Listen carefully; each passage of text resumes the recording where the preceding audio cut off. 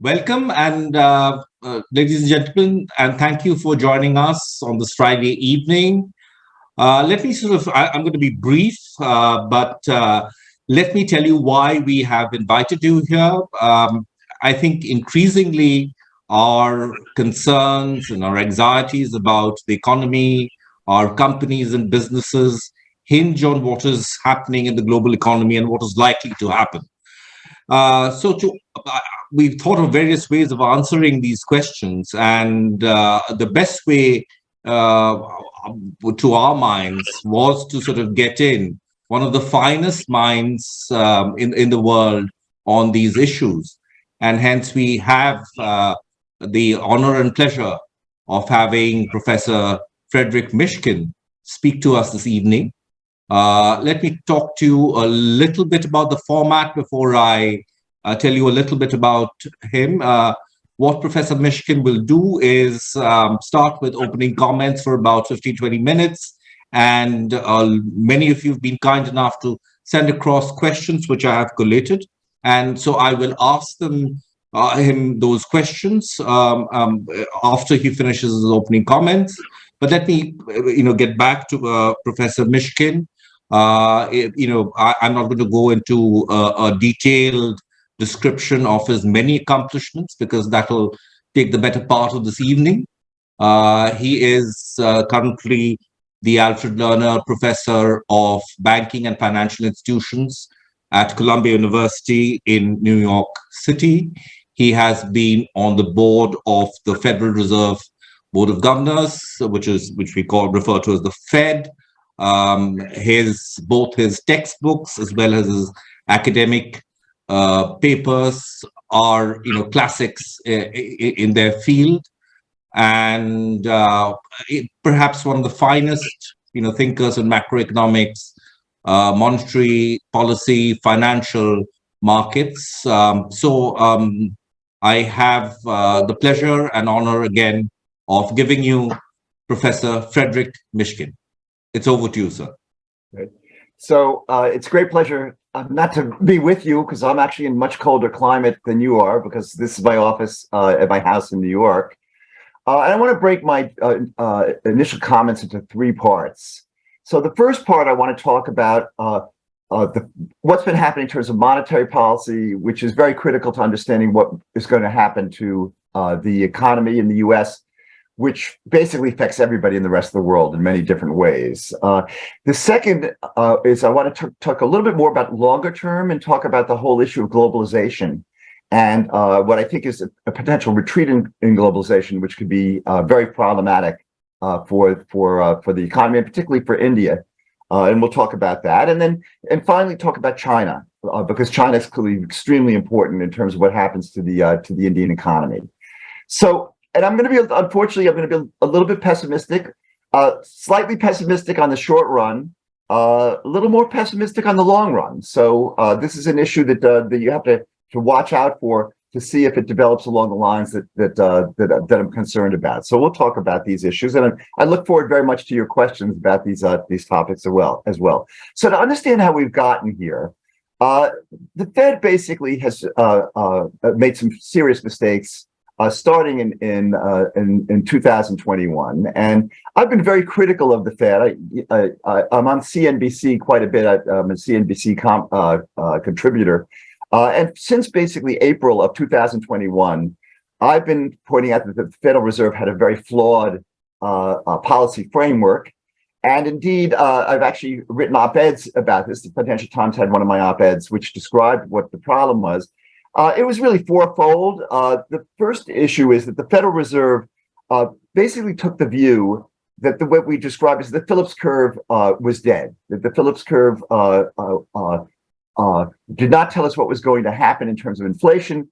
That slack in the economy would not produce a lot of inflation. This was as we certainly got to full employment, or maybe even a little bit beyond.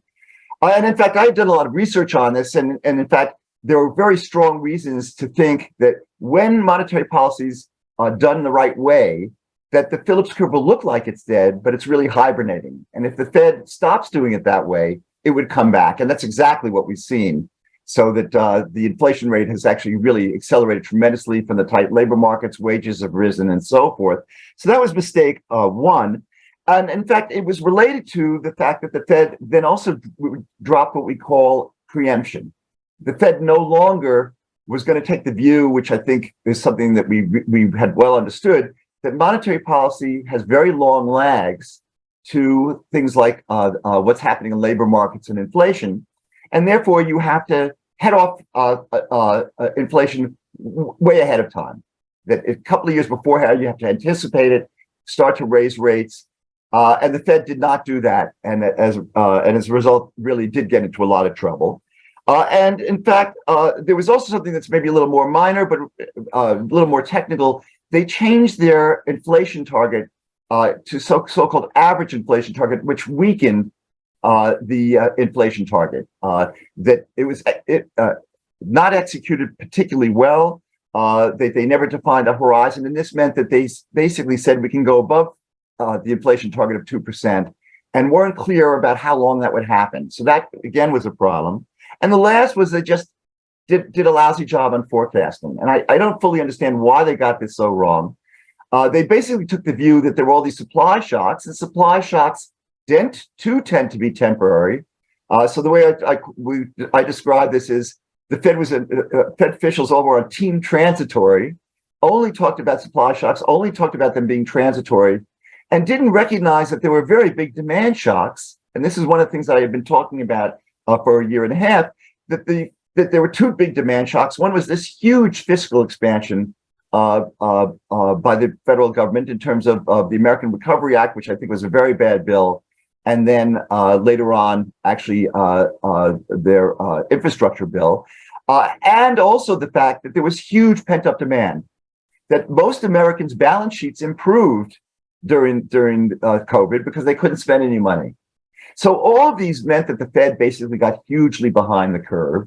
And as a result, inflation basically accelerated to very, very high levels. And now they had a problem. The good news is that the Fed, which usually moves very slowly to change things, it's sort of like a super tanker, just turning a super tanker around can take a day to do. Instead, they moved things very, very rapidly, more like a powerboat, and shifted 180 degrees very quickly. That was very, very important, very, very good, because one of the things that we know is that once you get behind the curve, once you lose credibility to keep inflation under control, you actually have to abandon gradualism. You have to actually raise rates and raise them by more than you otherwise would. And the Fed is basically in that kind of situation. And that's one of the reasons why I think the optimism of markets that the Fed is going to stop raising rates very shortly, maybe even reverse raising rates, I think is not correct. That if anything, I think that rates are going to have to rise a little bit higher than the Fed has indicated in their so-called dot plots or their summary of economic projections. That I think that rates are probably going to be, federal funds rate probably be more likely to go to sort of the 5.5% level. And in fact, will have to be kept high for a long period of time. Now, I could be wrong because inflation may come down faster than I expected, but I think there's been a lot of misleading reporting on inflation, which is that what has come down in the US in inflation is not so much the core inflation, the underlying inflation that the Fed and monetary policy can actually control, but rather it's headline inflation. Energy prices come down and so forth. So what does this mean? I think the Fed actually has going to have high rates for a long period of time. I think we're almost surely going to have a recession. I don't think the recession is going to be a super bad one because that usually occurs when, in fact, we have problems in balance sheets of companies and households. And that's not the situation that we have now. We're not anywhere near the situation that we had, for example, during the global financial crisis. But the bottom line is, I do think the economy is headed for troubled waters. I do think interest rates are going to be high, which means that the U.S. dollar is going to remain high for a period of time, and that creates a lot of problems for the rest of the world, in particular India. And so this is an issue that you really have to worry about in this context. the other thing I would like to point out is why I think a recession is very likely to occur is just to look at history, that we have the theory that I just told you and explains why I think the Fed, the interest rates are going to be high and why that's likely to cause a recession. But we also have history in the US. And what we see is that the Federal Reserve has at times been able to achieve a soft landing, i.e. raise rates and get the economy to not go into recession and actually keep inflation under control. However, that has only happened, it's only happened when inflation was already under control and when the Fed actually started raising rates to actually make sure that inflation did not rise. So I was actually inside the Fed at the time that the case of this was done, was in 1994-95, where in fact we raised rates. One case we had a very, very big interest rate rise, the last one which was done I think in January of 1995. And but we did that basically before inflation got under control. The Fed had credibility. Those are not the situations we have now. And indeed, every time inflation has been high and the Fed has tried to control inflation by raising rates, we've had a recession. So I think that there are very, very strong reasons why a recession is likely to occur. So let me now actually turn to the issue of a little bit longer term perspective and talk about globalization. And globalization has been hugely important. It's actually been able to remove well over 1 billion people, particularly in places like India and China. So you've experienced this directly. 1 billion people from abject poverty, which is usually defined as living on earning and living on less than $2 per day. And this has been something that's been very, very positive for the world economy and critical to countries like India to actually help them to grow. The problem is that I think globalization is a serious retreat. That some of it's geopolitical. I think what's happening now in the Ukraine, which is going to remove Russia from world trade, with ramifications that China as well may have aspects of that as also because of its alliance with Russia. The politics in the U.S., even if the Ukraine war had not occurred and the geopolitical issues had not occurred, the support for globalization has really disappeared from our politicians.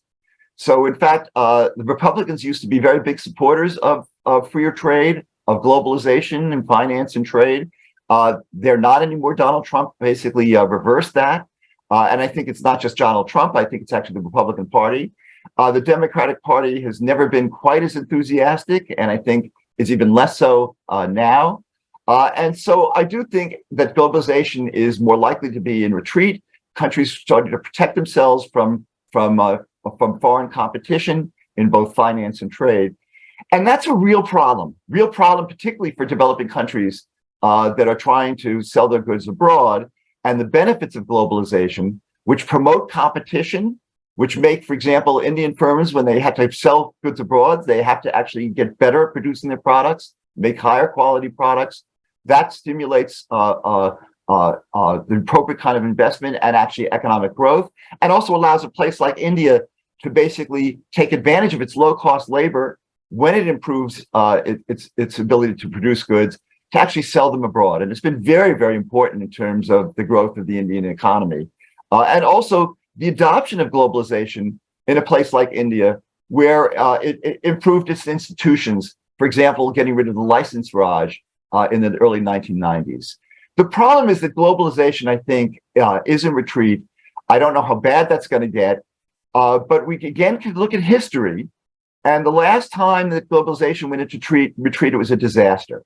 So from 1870 to 1914, we had the golden age of globalization. In many ways, actually, in terms of finance, actually better than we have now. The World War I killed that. We then had a period afterwards where countries started to retreat from globalization, cut off their markets from foreigners. And what did we end up with? A disaster in the economy, Great Depression. We even had fascism in World War II. So that's the grimmest scenario. I don't want to be that depressing, but we do have to worry about exactly these kind of issues. So let me finally turn to China and talk about China. And and understand again this from a little bit of a longer term perspective. And I'll also talk about the short term as well. By the way, one of the things I just should mention, because it's going to mention a great Indian economist, which is the discussion of the end of globalization in the interwar period is referred to as the Great Reversal by Raghu Rajan, who you know very well, who is just a fantastic economist. I've known Raghu a long time. And of course, as you know, he tried to do a lot for the Indian economy. He was an excellent governor of the Central Bank of India. And he's one of the people who's actually talked a lot about this reversal of globalization and the problems that it's caused. So let me return to China. And I've been teaching about China for quite a while. And when I talk about China, it's a part of my course which actually talks about how important institutions are to economic development and improving institutions. So as I said, when did the Indian economy take off? It took off when it started to improve its institutions. Got rid of a lot of the institutions that restricted competition, like the license Raj, and actually started to develop its economy and open it up a lot more. And that was extremely beneficial to India. Well, China did the same thing. Under Mao, the economy was a disaster, led to, I don't know, they say 20 million people died in a famine, the Chinese economy is very backward. After Mao, Deng basically moved to a system where they created better institutions in China. It was interesting. They created competition, but under the rubric of not capitalism, under the rubric that is still communism, but you can make money and you compete and so forth and so on. And these reforms actually had a huge impact on China. And we saw this explosive growth in China. When I've been teaching this, a lot of people then said China was going to become the largest economy in the world, was going to become super rich, was going to basically become a bigger economy than the United States, not only bigger than the United States, but even richer than the United States. And I always felt this was somewhat hype because China was going to face the difficulty that the Soviet Union actually faced, which had very rapid growth, which is how do you break through middle income status and improve your institutions so that you can allocate capital well? And this is not easy to do. And I thought it was not easy to do. And I said, China was going to struggle with this. And I think they might make it. But on the other hand, it meant that growth was probably going to slow much more to levels that were similar in the West. And so it would have a real struggle to become extremely rich once it reached middle income status. Well, I've now become even more negative because with the ascension of Xi, China's changed a lot. And in fact, one of the institutions that worked for them was that they were one-party state, but with a lot of competition within the party for people to be competent. In fact, the way you rose in the Politburo was that you worked locally, you showed that you could actually make your economy work well and grow rapidly, and then you'd rise up through the ranks and potentially even become the leader. So it was a very competitive system, which actually led to much better policies. What we've had is that Xi has come in, it's reverting back to instead of a one-party state to a one-man state. And in fact, one-man states frequently screw up very badly because they don't have enough discussion. You always want to please the leader. In fact, if they don't, they may actually go to jail or lose power. And as a result, they're not willing to challenge the leader to think clearly about things. And I think the example of this, which is very, very important currently, has been the way that China has handled the COVID crisis. So China actually started out very well on this. That initially, and as an economist, all of you know that as an economist, we always think about trade-offs. So this is what I always teach to my students, that the way you think about the world is that there are all these trade-offs. And when the trade-off changes, you should change your decisions in order to make better decisions. So initially with COVID, we had a disease which was deadly. It killed people at very high rates and was spreading quite a bit. In that case, lockdowns were a very sensible policy. Now, it did hurt the economy, but on the other hand, if you value life, you might say, making sure that millions of people don't die is worth a little bit less economic growth. The problem is that COVID changed in its trade-offs dramatically.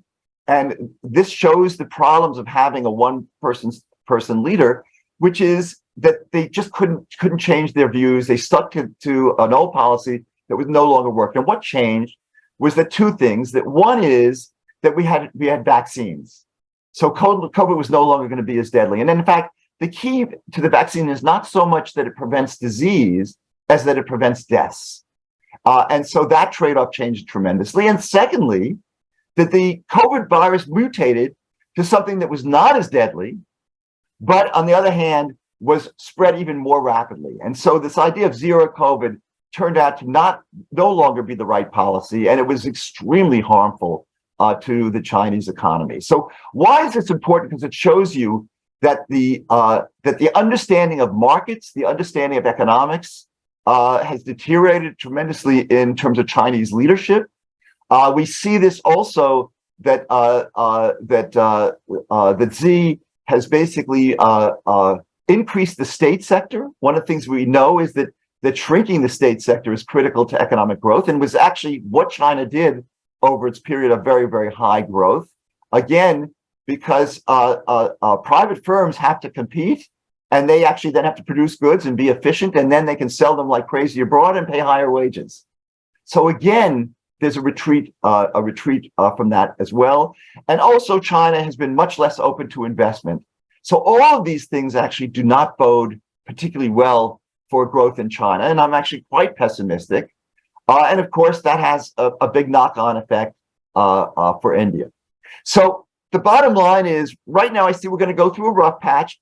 It's not going to be a disaster. That I don't think this is going to be a super severe recession.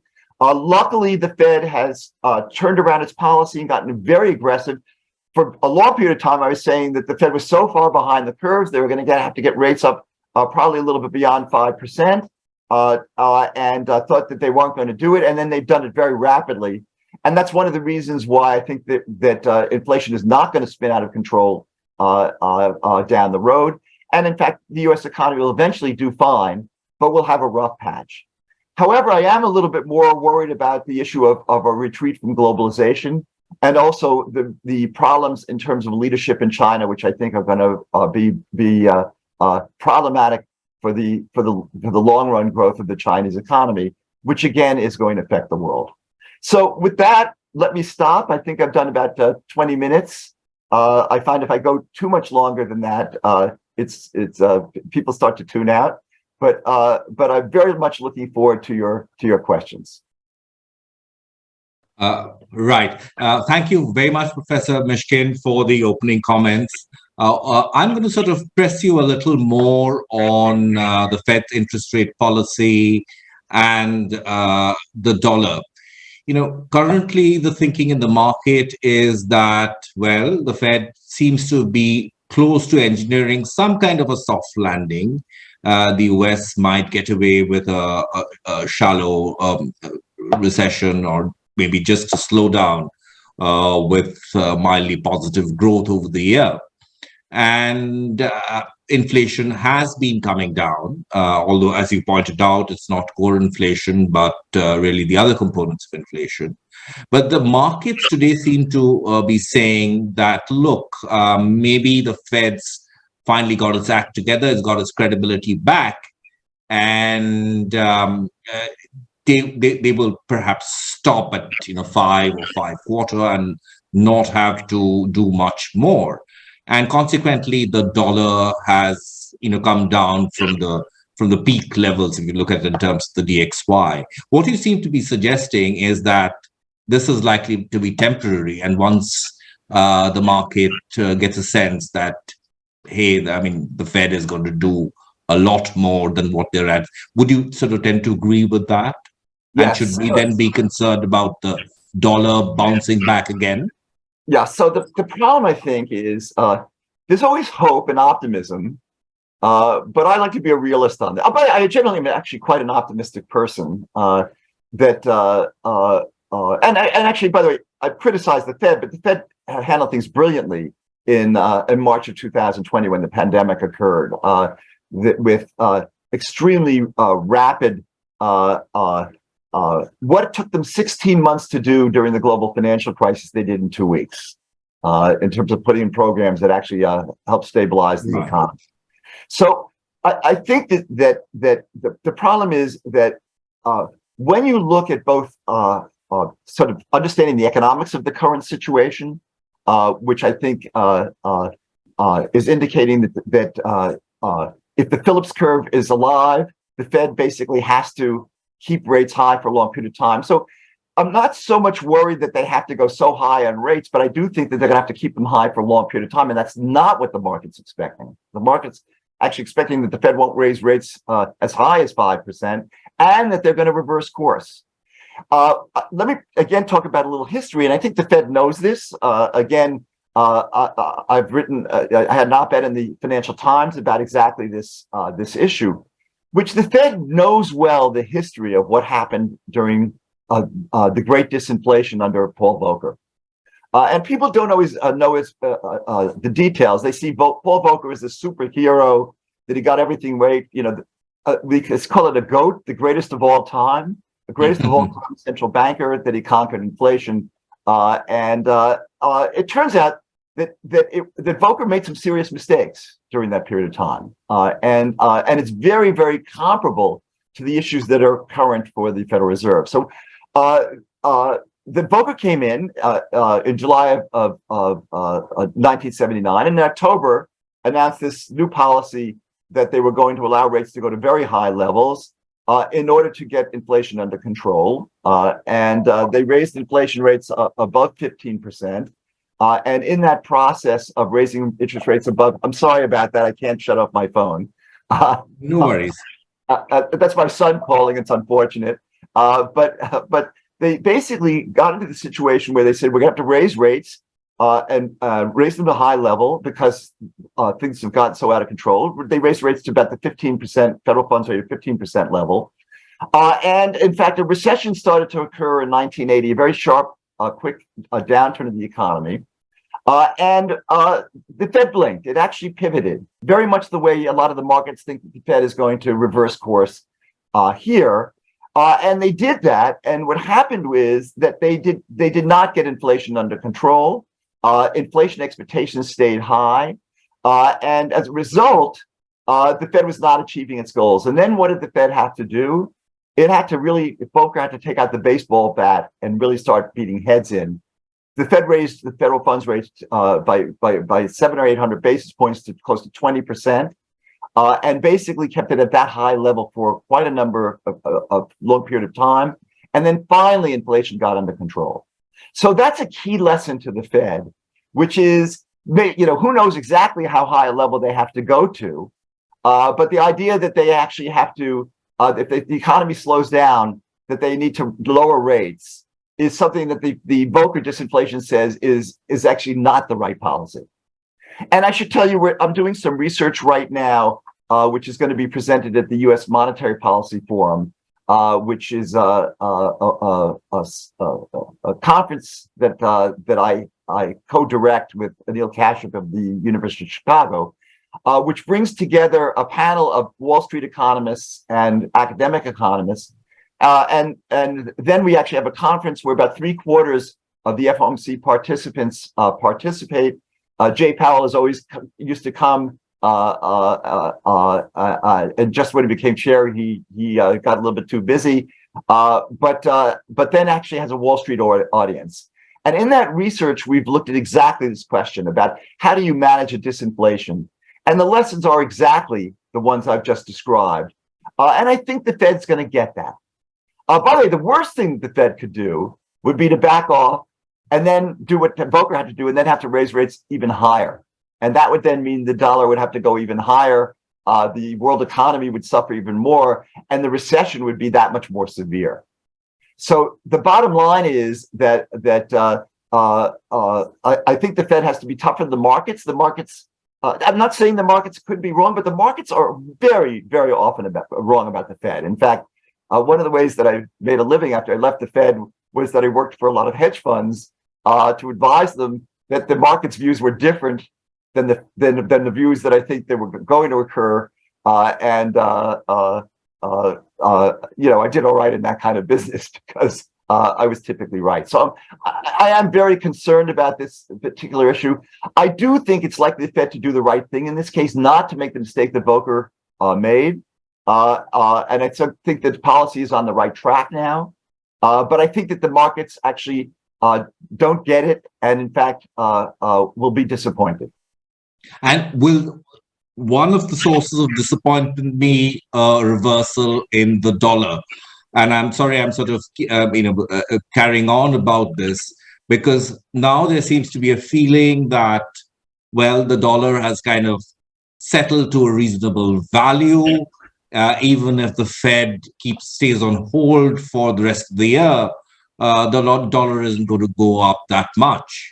And, we're taking comfort from that. The rupee has appreciated and sort of it's stable. A lot of emerging market currencies have.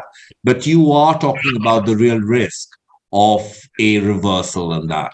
Yes, I am. Am I right? Yes, I am. Again, I don't think it's going to be horrendous because I think the Fed is doing the job properly. It would be much worse, by the way, if the Fed blinks and doesn't do its job properly. But I think the markets are going to be disappointed. And part of that disappointment of thinking the Fed is going to be easier than they think is that the dollar is going to bounce back up somewhat. So I think that this is a potential problem for you in India. Right. I'm going to sort of turn to China now, and again talk a little bit about the short term. You talked about the zero COVID policy and that doing enormous damage to the Chinese economy. Beyond a point. Initially, it was a good policy, but then when they did the reversal of it, yes, they really screwed that up too.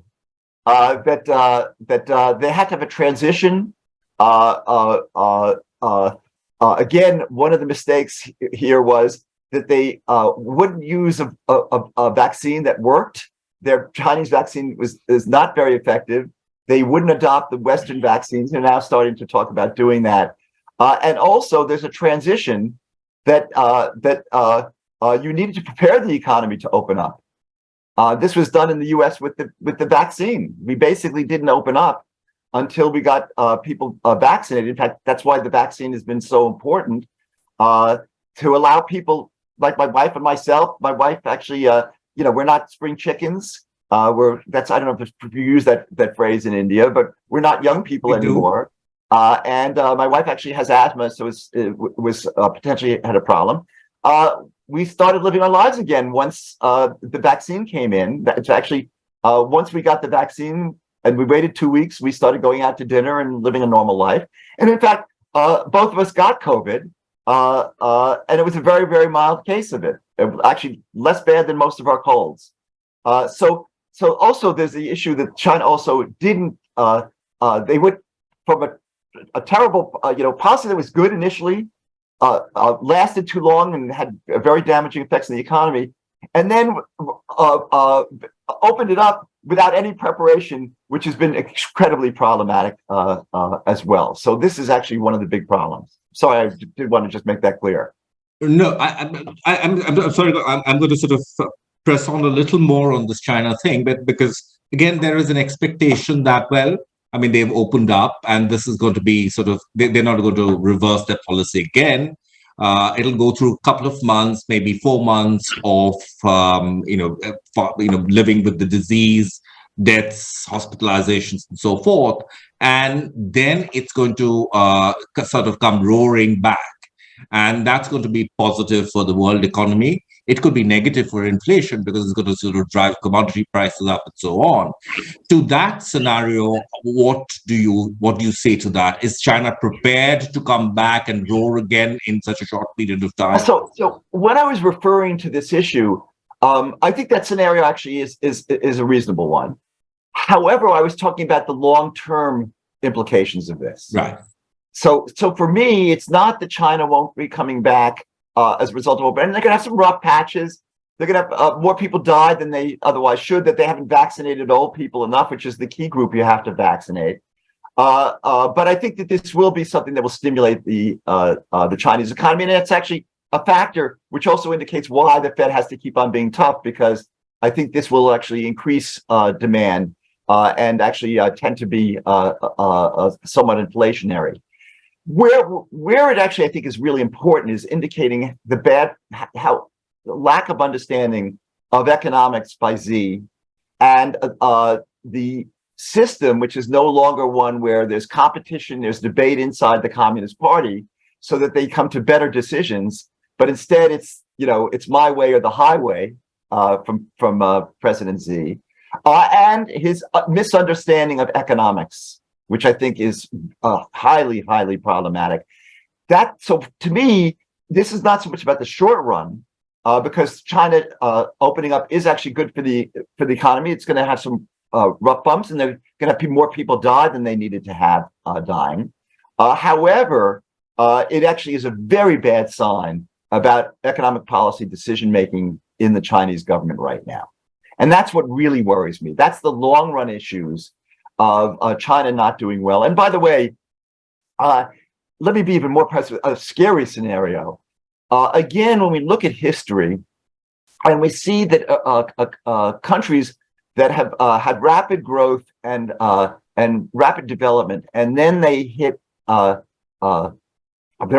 emerging powers, and then they hit a roadblock. That's frequently what they do is they lash out by going to war. So this is actually another sort of dangerous possible outlier that we need to worry about.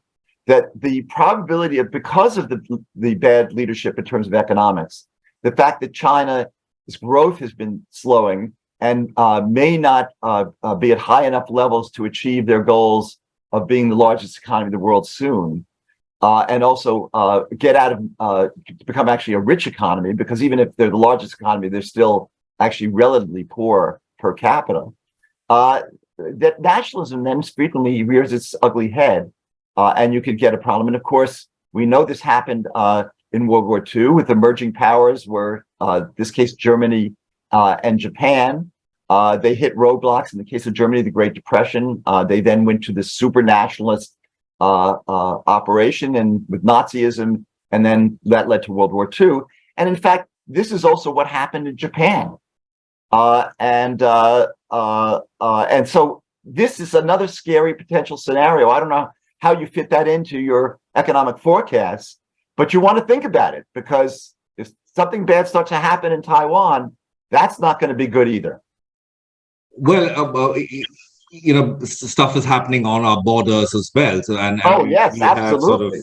So the bottom line is, you guys got to worry about this a hell of a lot more than we do.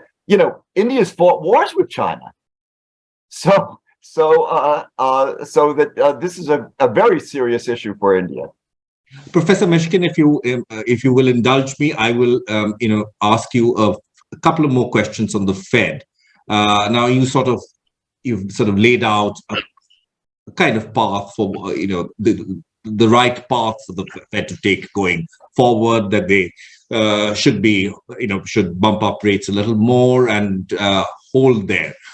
When do you think, under what conditions can it afford to start looking at cutting rates? Okay, so there's one thing that's actually good news, which is, and I attribute this to the Fed. Actually, it was pretty remarkable. The Fed had groupthink. That's one of the reasons I think they made these mistakes and so forth. Many organizations, once they have a groupthink, they can't change their views. And that's what I'm actually talking about has happened in China with the COVID policy, for example. What was very impressive was the Fed got it wrong and then realized it, and then didn't keep on trying to do the same bad stuff they were doing before. They really turned it around remarkably. I was very shocked, and in a pleasant way, by the way, when the Fed started to do these 75 basis points increases. It's really unprecedented in the last 40 or so years. The Fed has never done this kind of increases. The last time it was done was under Paul Volcker. So that was very positive. One way that you see that is that one of the things that was happening because of this flawed policy framework of high inflation, a weaker inflation target, and the Fed's dropping a preemption, which they are now back to, was that inflation expectations started to rise. So if you look at measures of inflation expectations, they were sort of around the 2% level, a good level about where the Fed wants them to be. They start to rise to about 2.5%. And in contrast to what happened in the 1970s, where they kept on rising and rising, when the Fed reversed policy, inflation expectations have come back down again, and they're now actually at reasonable levels. So that's very, very good news. And in fact, that is something that can give the scope of the Fed to ease if the following happens. If, in fact, underlying inflation drops much faster than I expect. So a lot of people talked about, well, inflation's come down a lot. They're talking about headline. They also say don't look at year over year, look at the last 3 months. They are right that you can be fooled by looking too much at year over year, and you do need to look at the current movements. But underlying inflation still is way above 2% and coming down slowly towards that level. So if that transpires, I think they have to keep tough and keep rates high. What could change if I'm surprised? And again, we don't, in forecasting, everybody makes mistakes. I make mistakes just like anybody else does. That if inflation, the underlying inflation, starts to come down faster than I anticipate, so that we expect that underlying inflation is going to be down to near the 2% level within a year or two. If that trend actually starts to come true, then the Fed can back off. Then the Fed can come back to neutral. I'm not talking about them going back to real interest rates, which are very negative. So remember that when the Fed increased interest rates, they did it from a very, very low level of real interest rates. So they had the federal funds rate was zero. With an inflation target of 2%, let's say expected inflation is 2%. It really wasn't. It actually rose above that. We have quite negative real interest rates. The Fed only recently got back to zero real interest rates. And even now, real interest rates are not particularly that high. If you have a federal funds rate which is less than 5%, and probably expected inflation now is somewhere in the neighborhood of 2.5%, 3% over the next year or two, that's still only a 2% real rate. That's not a very high real rate. So if we see inflation start to come down, in underlying inflation come down more rapidly, then the Fed can move back closer to neutral.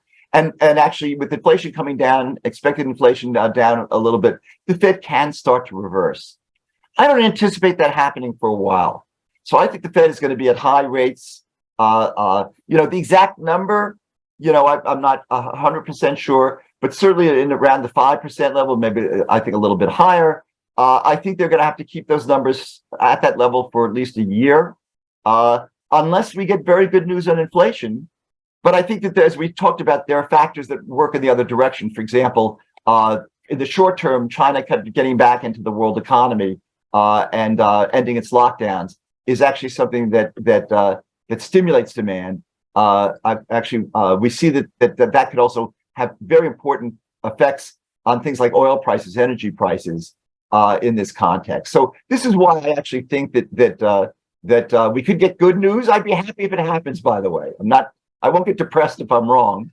That's good news. I will get depressed, by the way, if the Fed starts easing and not under the right conditions. That would really upset me. But on the other hand, it is possible the markets are right. The Fed could ease up because we get very good news on inflation dynamics. That's not what I think is going to happen, but it's certainly a possibility. And your suggestion, which you made, is that now the Fed gets it in the sense that they know where they went wrong, and they will not prematurely, pivot or change direction just because some numbers happen to be a little encouraging. So yeah, I think this issue of preemption is really important. So this was one of the huge mistakes they made, which is, there's something that I like to refer to as the science of monetary policy. There was a development from academia, from people like me. In fact, I've been a contributor to it, so I can pat myself a little bit on the back because some of my research has been important in this area, that we got a better understanding of the way the economy works. In fact, this was related to something that's called the rational expectations revolution, where we understood how important expectations are, and that changed the whole way that monetary policy was being done.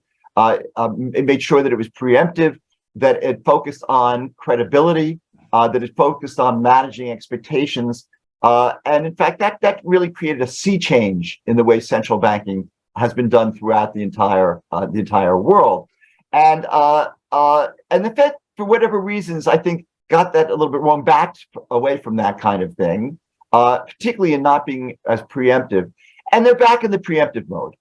So that's, I think, the really key thing, that they understand that what they really have to worry about is not inflation today, but what inflation is going to be in a longer run context. And that's why what's happening in headline inflation is not key for the Fed.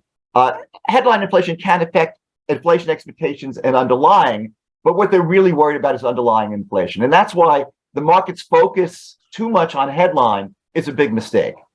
And in fact, I think that the Fed does understand this very well now. They're sort of back. They sort of, we always talk about alcoholics falling off the wagon. They were doing really great job of being on the wagon. They fell off for a little while, but they've gotten back on again, and I don't think they're going to fall off again. Right. I'm just going to, this is a particular concern of a number of our customers, and we are facing this issue because of the curbs on trade with Russia. And we are, we're doing rupee trades and looking at alternative currencies. And there is an apprehension or a perception that the world is, because of what has happened with Russia, partially with China and so forth, China's push to internationalize its currency, we are kind of de-dollarizing initially in terms of using the dollar for transactions, and finally as reserves. We've been proved wrong for a very long time as far as an alternative reserve currency is concerned. I think people in the people talked about the Deutsche Mark and the yen and so forth. But to this de-dollarization issue of people billing in CNY, billing in maybe rupees, not so much, but CNY and so forth. What do you say to that, Professor Mishra? Is that a real, Yeah, there are two sides of this, which is that it's very clear that the U.S. has used the dollar as an economic weapon against Russia.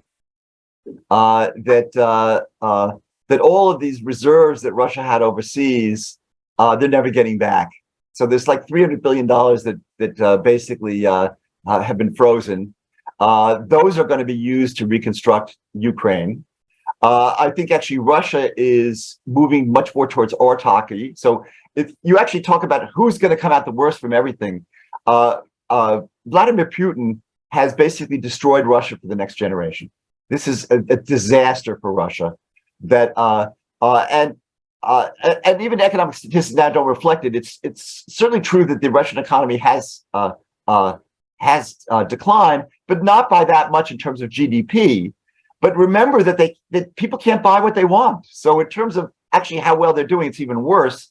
And they're going to be cut off for a very long period of time from not only world trade, so that they're not going to be able to sell their energy to Europe in the future. Yes, they can sell it to India, but it's more costly to get it to India, so they're going to get a lower price. But the big problem is they're being cut off from import of technology and so forth to actually run their economy. Indeed, at some point, this is actually going to hurt their energy sector. They're going to have trouble producing. This is what happened to Venezuela, where Venezuela has actually the largest proven oil reserves in the world, and they can't pump the stuff out. Why can't they pump the oil out? Because they can't get the technology to actually run the oil fields properly. And this is actually a serious issue for Russia, serious issue in terms of running other aspects of their economy. So this is a disaster for Russia. It's not great for the Ukraine because a lot of Ukrainians are dying. Although in the long run, by the way, I actually think this is good for Ukraine, because this is not a battle of territory per se, just a battle of territory. It's really about ideas. that this is about Ukraine not being part of the Russian orbit, but being part of Europe. And I think that's what the end result is going to be here. Maybe Ukraine will be losing some land, but in the long run, and we already see this, the Ukrainians are actually starting to get more competitive, innovative, and so forth. And that's going to be good for them in the long run. So in terms of other places, there are real problems in terms of this issue of the U.S. actually using this economic warfare. Now, the good news is that what Russia's done is so egregious that other countries may say, look, yes, the U.S. can do this, but Russia, you basically have to have something which is similar to what happened at the outset of World War II in terms of breaching almost all international rules, invading a country without provocation, war crimes, you name it. This is really a very unique historical event. However, if China, we start to get into problems with China, it's going to make things much, much worse. And in fact, it is going to cause people to pause and say, do I want to have my reserves all in dollars? Because if the U.S. can take them away, just as we're going to take them away from the Russians, we froze all these hundreds of billions of dollars of assets. Also, even as individuals, yes, I can be a Russian oligarch and a multi-billionaire, but the only place I can spend it is inside Russia. That's not a great life. Okay, so Sochi, Russia may be okay, but it's not as nice as the Riviera, is the way I would think about this. So I do think that this has the potential. The one issue, however, going in the other direction, and this actually is interesting because people have been predicting de-dollarization for a long time, and it's actually been much, much slower than otherwise would occur. My view is that unless things go very wrong, which nuclear weapons are used and so forth, that what Vladimir Putin has done is that he's brought the West back. He's strengthened Europe in a way that you couldn't imagine. And in fact, I was very concerned about where we were heading under the Trump administration. In fact, leading to more likely de-dollarization, because Trump was pursuing this policy of America first, not only trying to punish enemies like potential enemies like China, but punishing our allies willy-nilly. And that deglobalization and de-dollarization was then much more likely to occur. Trump actually was single-handedly trying to destroy NATO. If you remember that he actually talked about pulling out of NATO, said we're not putting money in and so forth. What Russia has done it's brought back America. It's brought back Europe. That the Pax, and I'm not going to call it Pax Americana, but Pax Western, and however you say it, in terms of a combination of Europe and the U.S., I think has been regenerated by Vladimir Putin. We see this as stronger NATO, not a weaker NATO than we had before, stronger with having the accession of the Nordic countries, which are very important, by the way. Finland and Sweden being part of Norway is a big deal, by the way, because they're on the border with Russia. That's a very, very big deal. So in a sense, Putin undid the damage that Trump did, both to globalization, which would actually also, again, if the U.S. didn't lead on this, be a problem. But particularly in terms of strengthening the West vis-a-vis the rest of the world. And actually, that's encouraging. Unfortunately, we're having a war where a lot of people are getting killed, both in Russia and the Ukraine. But Ukraine is actually fighting. This is a war. I think Putin is actually right when he says this is a war not of Ukraine against us, but of the West against us. I think he's absolutely correct. The only difference is that we're not sending in American troops. That this is actually a great way for us to fight a war, which is that Ukraine is fighting a war for the West. We're giving them the arms, very encouraging that we're going to give them the tanks that they need to make sure the Russians don't win. And this is actually something that actually strengthens the West in a major way. And that actually will tempt us to make the dollar last longer than it otherwise would. The other thing I should say that kills the dollar is if we have irresponsible monetary policy. If, in fact, we let inflation get out of control, if the Fed actually backs off when it shouldn't, and inflation gets out of control, then I would worry much more about de-dollarization. Again, I don't think that's going to happen, but if we see the Fed wimping out, as the saying goes, then I'd worry much more about this. So, as I say, there are factors going in both directions on this. Harry Truman said that I wish I could find a one-handed economist, so they can't say on the one hand Well, and the yeah. other hand. Yes. But I think that there are two important forces going in opposite directions on this point.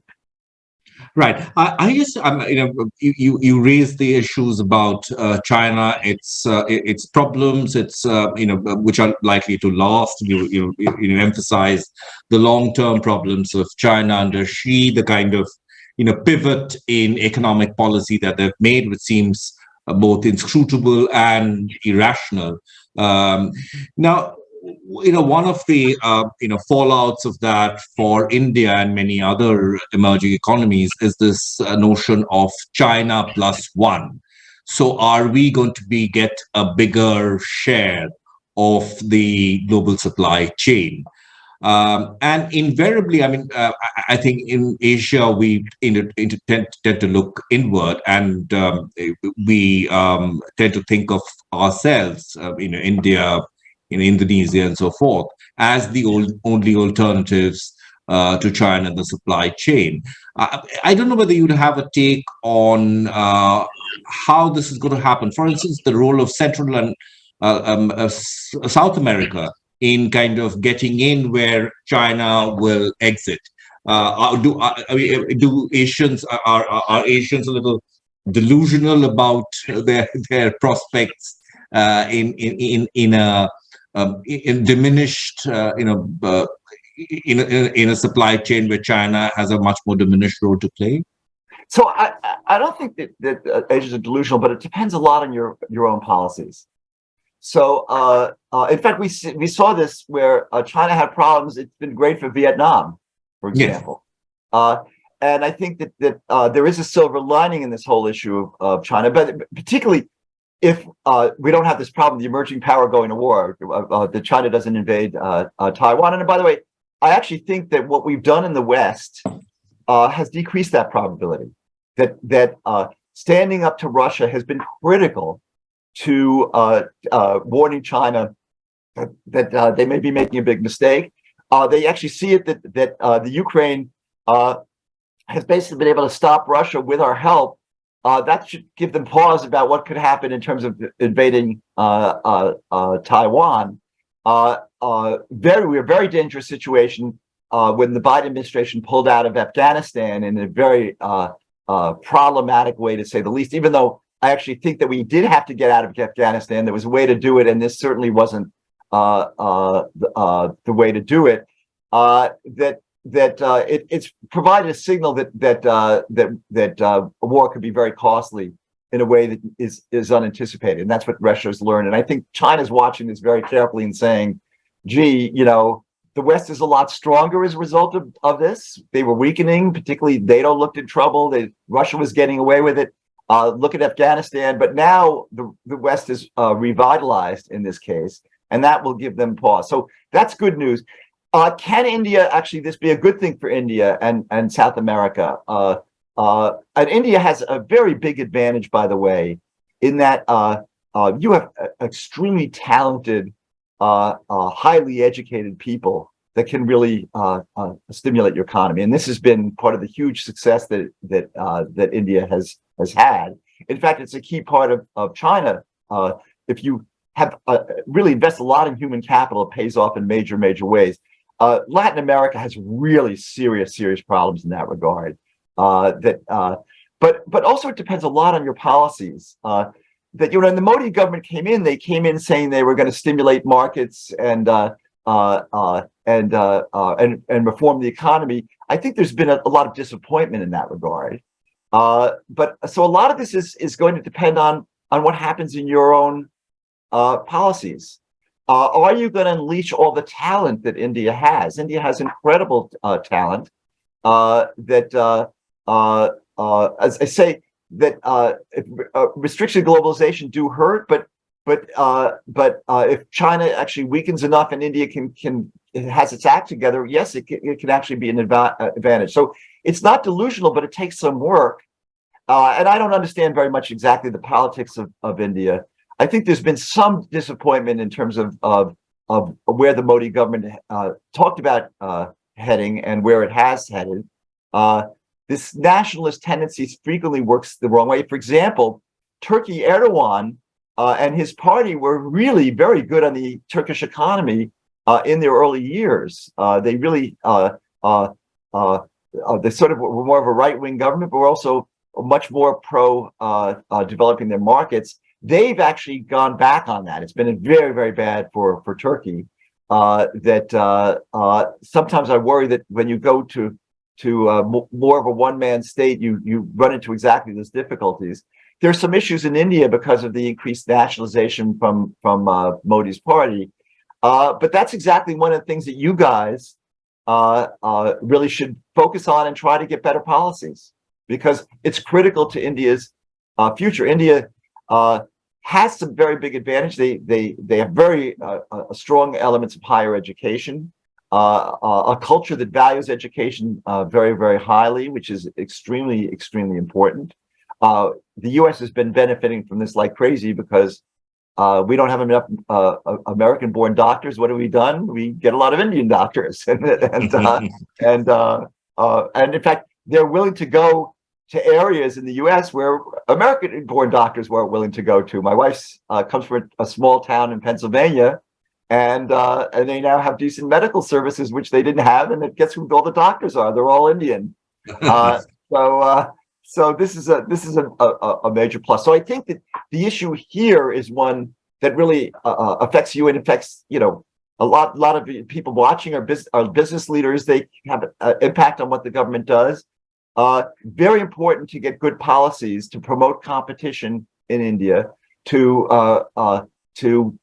make sure that bureaucracy doesn't stifle competition. There are a lot of things that can be done, and India really needs to do that. And if they do, then actually there may be a silver lining in these problems in China. Do you see any other country really getting its act together very rapidly in response to the opportunity that stems from China's decline? So I've been in Asia. I don't think Latin America has its act together, will have its act together. That even countries that really did have their act. So Chile is an important example of this, is a country that really did amazing reforms. Actually, reforms in a lot of directions, because the reforms came under a dictatorship under Pinochet. And they had some missteps. People don't always talk about the Michel Kawasu, who is the managing director of the International Monetary Fund, when the Mexican crisis occurred, said this is the first financial crisis of the 21st century. He got it wrong. It was actually Chile.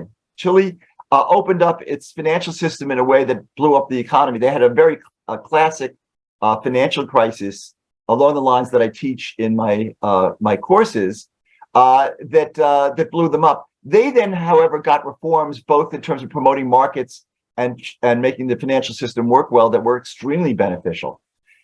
They had a real problem. Their problem has been that they have not been able to get their educational system to work well, and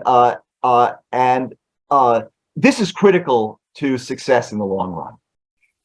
Asia has a big advantage in this regard because they value education much more, and they've been developing education in a way, as I said, that this is why we have so many Indian doctors in the United States.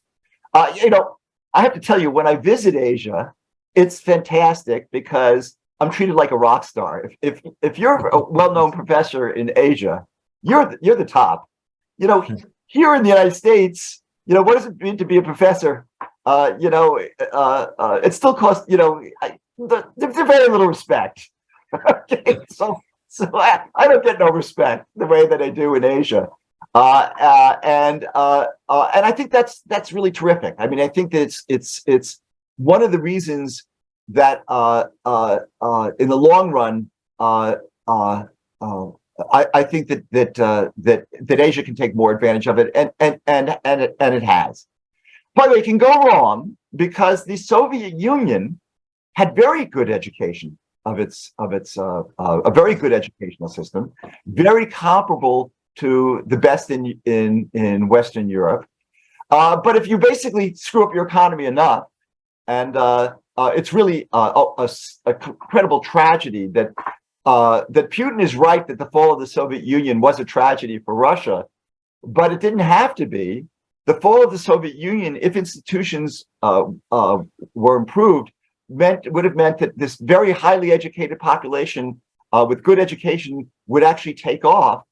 Unfortunately, it was mishandled in very, very many ways. The push by Westerners to privatize, because if you privatized and had markets, there were going to be good outcomes. Know that the key is to get competition. And when they privatized, they did it in a way where they just got better, more capable monopolists who made the economy much worse off. In fact, let me refer again to Raghu Rajan, who's by the way, a lovely person, by the way, wonderful person as well as a great economist. He wrote a book that has an incredibly great title. It's a great book, by the way, that he wrote with Luigi Zingales at the University of Chicago. And the book is entitled Saving Capitalism from the Capitalists. And basically, it's about that capitalism only works well with the right institutions behind it.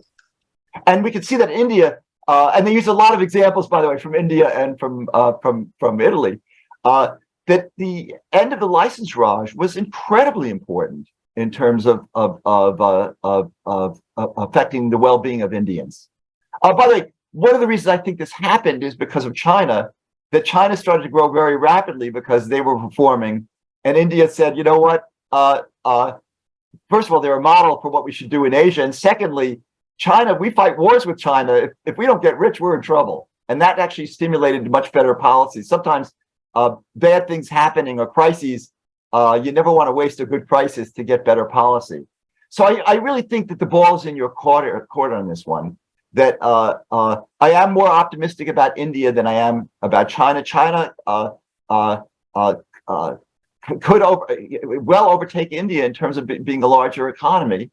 Also, your demographics are much better. That this one-child policy has been very problematic for China. And by the way, they can't fix the decline in population now unless they're willing to have a lot of immigration, which is not what they're going to do. So they're permanently now in a situation where they're in population decline. They need to look to what happened to Japan, where Japan's population decline is huge on a steady path. I think in 50 years, Japan population may be dropping by half, and Japan, which looked like it would be a great power, is not basically in that situation now. That faces China. It doesn't face India. So I think there are a lot of opportunities in India, but you know, you got to get your act together. It's you guys that got to get this right. And if you do, there are tremendous opportunities for you. And again, this is really important to all the people who are listening, because you're in businesses in India, and to the extent that you can have an effect on policy, it's important that you do so. Right, we're coming to the end of our session, Professor Mishkin. If you would just allow a couple of more questions, and then we sort of wrap it up after that. You know, one of the issues that a number of people who've sent questions have raised is this issue of the massive amounts of debt that the world is sitting on. And we've had a couple of neighbors actually collapsing or on the verge of collapse. I'm talking about Sri Lanka, I'm talking about Pakistan. Where do we go from here with this huge pile of debt on our shoulders as a sort of a global economy? How does it resolve itself? Yeah, it's really been a big problem for many developing countries, and the Chinese have played a role in this. This belt and suspenders policy of theirs, where they gave out these loans with very poor governance of the loans. I mean, very critically, is if you loan money to people, you want to make sure they have the capability to pay it back. Right. And in fact, giving money to countries with bad governance. So let's look at Pakistan versus India. That when the British Raj ended, you split into two separate regions, and I'm not talking about Bangladesh, which was always sort of poor, but what is currently Pakistan was comparable in wealth and per capita income to India, and they never developed their institutions. And Pakistan has been a basket case. By the way, this is in a way good news for India, because one of the reasons why you win wars against Pakistan, because you have this friction with them. But the bottom line is that their institutions have not improved. In fact, in giving them money made things worse. Turns out when you give governments with bad institutions money, they have less incentive to develop good institutions, because good institutions are required in order to grow your economy and basically allow you to have more resources. But if somebody's just giving you those resources without doing that, you actually don't have to improve your institutions. And in fact, this has been one of the problems for many, many developing countries. Pakistan, a classic example. And China actually made it worse, because they gave them money and basically to increase Chinese power, and now are trying to extract concessions and things which actually have nothing to do with economics in terms of increasing China's power. So the bottom line on this, though, however, is China's just not going to get its money paid back to them. So there's defaults on these debts, and that's going to be a huge problem, more for China in a way than for some of these countries, although there's still going to be basket cases. There is an issue about the proliferation of debt in places like the United States, for example. This does worry me. There are certain things that indicate it's not quite as bad as just looking at debt to GDP ratios. But the problem is that things could look fine and then all of a sudden become quite bad. And we actually saw some of this happening in Europe with their sovereign debt crisis, which Mario Draghi and the ECB actually prevented from becoming a severe sovereign debt crisis. But it is a real problem. So it is, again, a factor that worries me. Politically, one of the things that worries me is that we have neither of our parties in the United States are basically fiscally responsible. So the Republicans used to talk about fiscal responsibility. They talk about it again, but the reality is, under Donald Trump and populism, which the Republican Party has adopted, they've actually been much less concerned and much less focused on sensible fiscal policies. And then the Democrats have always liked to spend a lot of money, so there's not a great force there for fiscal responsibility there either. So I do worry about this. I don't think it's an immediate concern. Right now we have no problem handling the amount of debt that we have in place. That I don't know any details about the Indian situation. Clearly, they're not like these places like Sri Lanka or Pakistan, which borrowed a lot of money and then it was pissed away because of corruption. But on the other hand, it could be an issue for countries like India as well. But I don't think it's an immediate problem, but it is something that we have to watch out for. I'm hopeful that we'll come to our senses. The U.S. is a funny country that we frequently have do crazy things and not very good things, and somehow we've come to our senses over the last couple of 100 years. We're going down a bad path, we fix it, and we do the right thing. I think Winston Churchill is somebody who said this about the United States. He said, they basically exhaust all the bad possibilities, and then they usually end up doing the right thing. So I hope that continues to be true, and I hope that's true for India as well. Right. Final question, Professor Mishkin, and you raised a red flag when you talked about Russia's oil extraction capabilities being compromised by the lack of technology transfer. So if Russia is unable to pump like Venezuela, what is the future of oil? Where do you see oil prices? Are we sort of getting into a super cycle for oil prices going forward? Yeah, I don't know. I'm not an expert on those issues of predicting oil prices. However, let me just talk about some of the currents that are occurring. So one thing I think that is beneficial in terms of the long run. So I think that this issue of the long run oil production is going to have problems because two of the major, so Venezuela with huge amount of proven reserves basically isn't producing oil. Now, by the way, we could get lucky and the Maduro regime could be overturned and they could get sensible on this stuff, but unfortunately that has not been handled well either by the U.S. or the opposition in Venezuela. It was a golden opportunity that was sort of missed, where it looked like the Maduro regime might fall. I think the U.S. needed to take more risks and pressure than they didn't, and so Venezuela is still off the plate. I think Russia is indeed going to get much worse on this. Is going to have trouble producing its oil. It's going to get lower prices than market prices. This is a big problem for them. Europe is never going to buy their gas again. Well, I should say that when I say never, I mean for the next 20 years. That change of regime if Russia, Putin dies or overturned, and a different regime comes in and says, we're going to actually now become part of the world system. They could get back into it, but it's going to be a long, long time. And as we discussed, that they're not going to get the technology to produce oil, so they're going to be, I think, more and more like Venezuela in that regard. So that does hurt the long run production of oil. But we've got to look at the demand side for oil, and here's where climate change is actually helpful. Because the issue of climate change is driving countries to try to wean themselves off of fossil fuels, and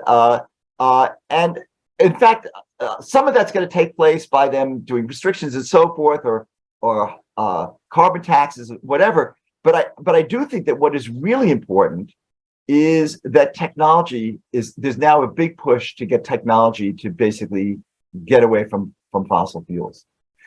So in that regard, solar energy is now becoming cost effective. And we're learning how to do that. That we're weaning ourselves off of gasoline automobiles, that many companies are saying that they will not produce gasoline automobiles in 2035. I don't completely believe it, but and I had a big fight with my wife. I did not want her to get an electric. She wanted to look at Teslas, and I said no, and we had a little fight about that. Basically because I didn't feel that it was practical as a car that sometimes we need to take long distances. That's going to change.